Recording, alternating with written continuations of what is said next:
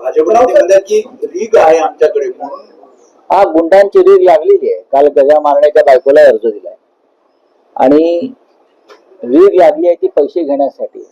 उमेदवारी बरोबर जे 5 कोटी रुपये दिले जात आहेत उमेदवारी अर्जाबरोबर, त्या 5 कोटीसाठी रीग आहे आणि शिंदेकडे उमेदवारी बरोबर 10 कोटी. छत्रपती संभाजीनगर मध्ये भाजपचे अनेक निष्ठावंत त्यांनी काल प्रतिक्रिया दिल्या. कोणी निष्ठावंत नसतं. ते निष्ठावंतांची काल तुम्ही भूमिका पाहिली असेल. पुण्यामध्ये भाजपचे अनेक निष्ठावंत अजित पवारांच्या पक्षात गेलेत, अन्य पक्षात गेले. संभाजीनगरात सुद्धा निष्ठावंत म्हणून घेणारे भाजपचे शिस्तबद्ध कार्यकर्ते कुठल्या पक्षात गेले? हा, निष्ठावंत वगैरे काय नसतं. आज शिंदे गट, भारतीय जनता पक्ष आणि अजित पवार उमेदवारी अर्जाबरोबर जे आर्थिक पॅकेज देत आहे 5-5, 10-10 कोटीचं, त्यासाठी हा गोंधळ आणि रीग.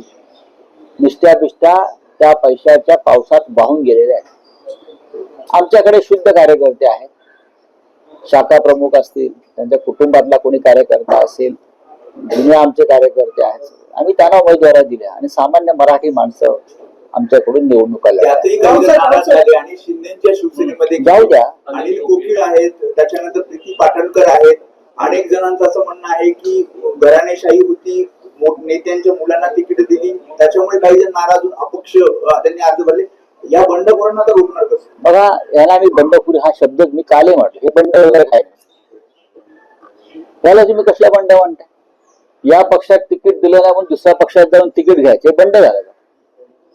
बंड एकच झालं या देशात, ते 1857चं बंड, ब्रिटिशांच्या विरुद्ध स्वातंत्र्यासाठी, विचारांसाठी झालेलं बंड आहे. तिकिटासाठी बंड होतात. तुमची निष्ठा तिकिटावर आहे की पक्षावर आहे? असं बाळासाहेब ठाकरे नेहमी सांगायचे की तुमची निष्ठा तिकिटावर आहे की पक्षावर आहे ते ठरवा. ज्यांची तिकिटावर निष्ठा आहे ते निघून गेले.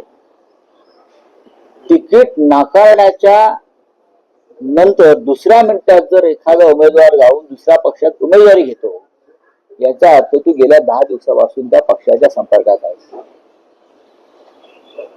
बरोबर ना? त्यांना परत बोलवणार की कशाला घ्यायला लावणार? नाही, हे दुसऱ्या पक्षात जाऊन ताबडतोब पुढल्या 5 मिनिटात उमेदवारी घेतात, एवढं सोपं असतं का? याचा अर्थ तुम्ही मागच्या 10 दिवसापासून किंवा काही काळापासून त्या पक्षाच्या संपर्कात आहात की मला इथे तिकीट मिळालं नाही तर मी ताबडतोब तुमच्याकडे येतो. या निष्ठावंत किंवा बंडखोर वगैरे कसं म्हणणार तुम्ही? त्यांना बेईमानच म्हटलं पाहिजे. त्यातले काही लोक 2-2, 3-3 वेळा नगरसेवक झालेले आहेत पक्षाच्या तिकिटावर. इतर कोणाला, तरुणांना, नवीन लोकांना संधी द्यायची नाही का? काय पक्षात लोक वर्षानुवर्ष काम करतात. काही लोकांना आम्ही देऊ शकत नाही, पण काही ठिकाणी जर संधी असेल तर ती द्यायला पाहिजे.